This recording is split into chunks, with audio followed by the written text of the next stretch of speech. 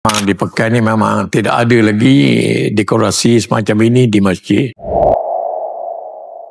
Saya Haji Ali Badarudin bin Osman selaku bendahari di masjid ini, iaitu Masjid Tengku Panglima Perang Tengku Muhammad, yang ada dekorasi yang amat baik dan memuaskan.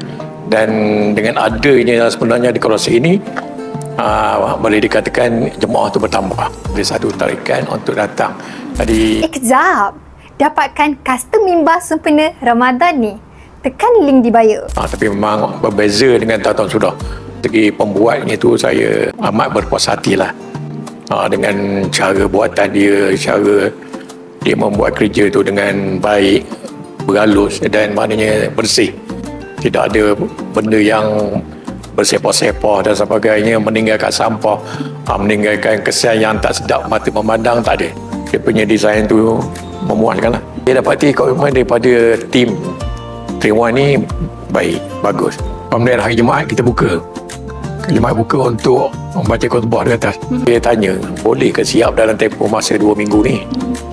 Jadi dia orang cakap boleh. Dia siap dalam tempoh masa yang telah kita janjikan. Jadi pihak di situ juga pihak masjid mengucapkan terima kasih lah, mana dapat digunakan sepenuhnya. Mereka sangat memujikan tentang dekorasi itu, sangat menarik. Dia kata memang di Pekan ni memang tidak ada lagi dekorasi semacam ini di masjid. Sangat memuaskan. Saya selaku jawatankuasa masjid sini menyerulah kepada surau-surau, masjid-masjid yang ingin mencantikkan masjid masing-masing, berhubunglah dengan 3-1.